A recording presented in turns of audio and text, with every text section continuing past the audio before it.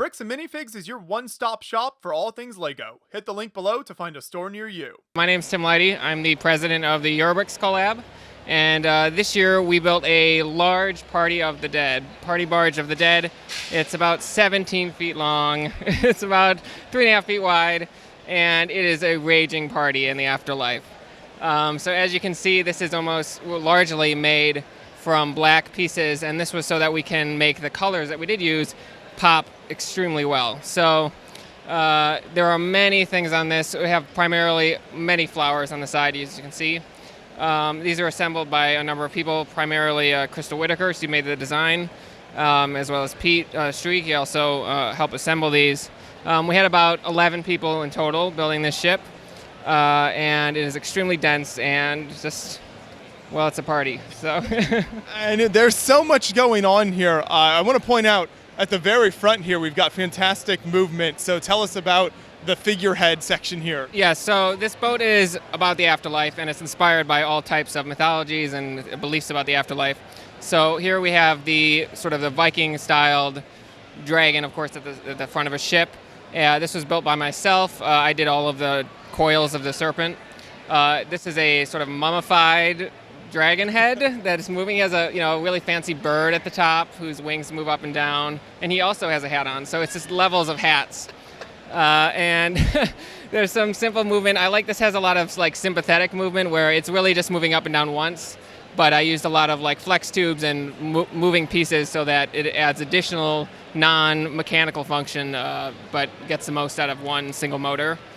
You'll notice all of the gold on the serpent. Those are all Ninjago dragon wings. They're from one set. It's a fun fact. The only reason I knew about that part is because I was gifted that set like many years ago as a door prize at Brickworld Chicago. So, I dug those out of my drawer and I found them and said, hey, if I get maybe 999 more of them, I can make a dragon. So there's a lot of that. I also built the Valkyrie standing next to the serpent. This is a large figure skeleton. She has a dress made of ironically visible invisibility cloaks.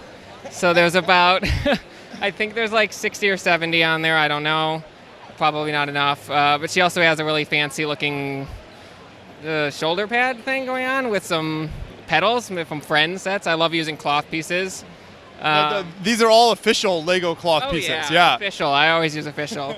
Yes, and I built the fancy Greek temple behind it, which has some really cool lighting effects on it. Party inside and out there. Yes, of course. So we're really excited for World of Lights tonight because this thing's going to explode with color. Right behind the temple is the first of our city section. This is the Party Barge Motel. Vacancies available, always. It has a really fancy pool at the back, which is really nice. It has some nice black lighting in it. This was built by Crystal Whitaker, and she also built the immediate building sections under that first coil of the snake. And as you can see, they really pop really nicely. So we have lots of string lights and just door frames that pop with color, skulls, flowers, tons of minifigures, of course. Next we have, also throughout here we have some large skulls. These were built by Brian Bonahun, and so these are just really bold pieces that we can sort of place throughout the ship. The next segment of the city has this large mausoleum. This was built by Caleb from LEGO Masters. Some people may know him. And so he built this massive mausoleum, and he's a really fun builder to collaborate with because he'll just show up with something. So it's like everyone's like slowly building, and he'll be like, "Oh, I got my section. I'm sorry, I'm so behind," and he's got a whole city ready. Which I very much appreciate as coordinating the display, and it just makes some really fun, surprising stuff for everyone. So we don't always share exactly what we're doing, so it is a surprise when we all come together.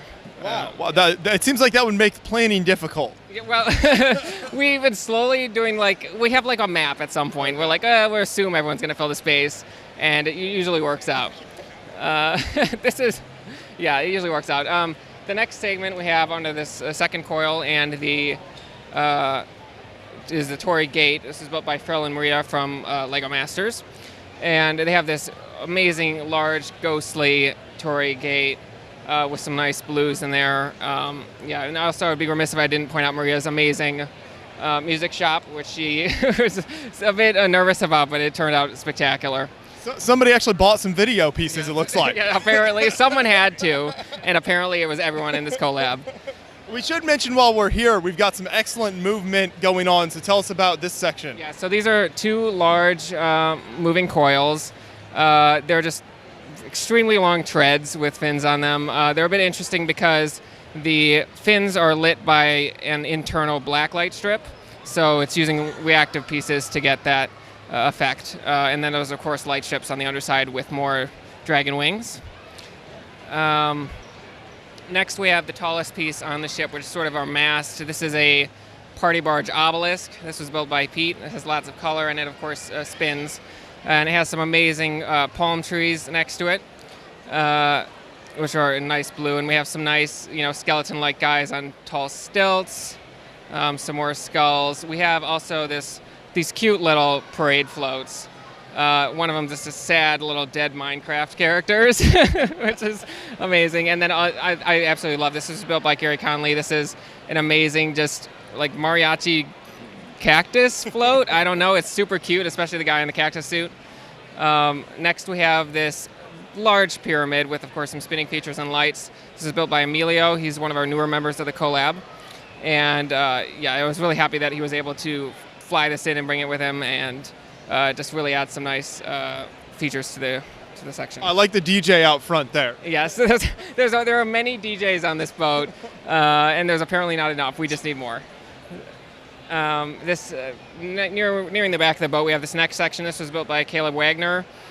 This is this amazing sort of theater piece because this is all about entertainment and having a good time. And so there's some amazing masks on the outside, and of course some awesome flower work and some gorgeous trees. This is a bit Roman inspired in the section. Here we have the back, this quarter of the boat. I have to really thank my Ben Hauger, who made this, because he asked 2 months ago, hey, do you need me to build anything? And I said, can you please build the back of the boat? And he said nothing, and then he just built the back of the boat.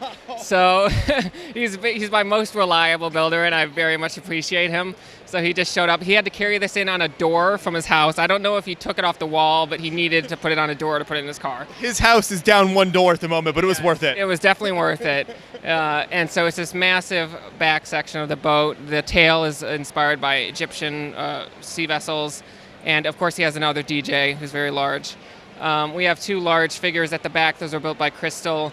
They have some amazing face prints, and I have to talk about her hat, otherwise she'll kill me. It's an amazing hat on that the female one with a gorgeous dress. And also, as we're getting to the back, we should probably remember there is water too. So there's this massive water section on both sides of the boat, and they're completely mechanical, and they're moving. These were built by Josh Cottrell, and they really add to it. So a lot of this is, we have the dark water to really help pop the colors of the boat. Alongside the outside of the boat, we also have these sculptures built by Mark Larson. These are dragons, and they go throughout the whole length of the boat. This is an incredible collaborative effort here. So I know you mentioned this at the beginning, but I wanted to dive deeper into it, and that's the kind of color scheme here. So you've got the black background, all of these bright colors. So was there discussions over kind of the types of colors that people should use for this and kind of what you were going for? Yeah, a lot of sort of pastels. We have a lot of all these flowers with nettings along the side, and we just want sort of these soft colors and then mixed with some bold ones. And so we didn't want any ugly colors, but pretty much any color on this black layout is going to really pop, and that's what we really wanted. We wanted a statement. We wanted to make this something very bold, that's eye-catching, and I think we succeeded. It's okay. I think it's pretty good. It seems seaworthy. It hasn't sunk yet, but it's trying very hard to. So you're really having to do a lot of maintenance. Yeah, it's not easy to keep this dragon happy. It's a lot of mechanical stuff, but if it's not hard, if it's not doesn't take effort, then it's maybe not worth doing. And this is something that I think after the fact we can very much appreciate that we did build this. Yeah. And I saw you guys setting this up here at the show, so talk a little bit more about kind of the structure underneath all of this and what kind of keeps all this built up. Yeah, so in theory there's Lego inside. Some of it is there present. It is mostly foam. Okay. But we come from all over the country. We have farthest members from Australia, so we really have to kind of be smart in how we're putting things together. And fortunately, it worked out pretty well this time when we had enough foam, and it's pretty even. There's not many holes in this boat, which is good. So you've got kind of the stacks of foam for that height, and then what's the side kind of decking made of? So a lot of the siding is just paneling with plates, and the decking is a lot of tiles. We used a lot of those mosaic 16 by 16 plates. They're really nice because they have Technic-hole attachments, and so a large sections of this boat are locked together, so it's not going to fall apart. Maybe the back is extremely heavy, but Ben assures me that it won't tip over.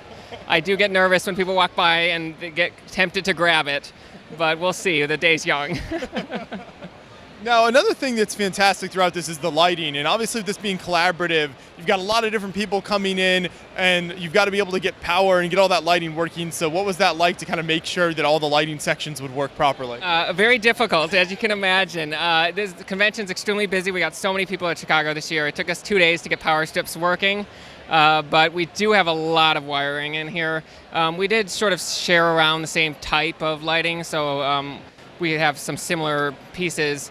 But there's a lot of different types, a lot of different lengths, and EL wire, light strips, fairy lights, and we're very excited for World of Lights tonight. We hope it's going to look great, and if it pops this good in the daytime, we hope it looks just as good at night. I would sure hope it looks good at night. But yeah, it's sort of about adding a mood to the display with the lighting. Yeah.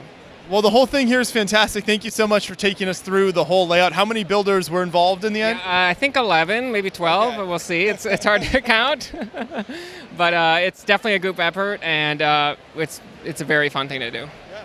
Very impressive. Thanks so much. Thank you.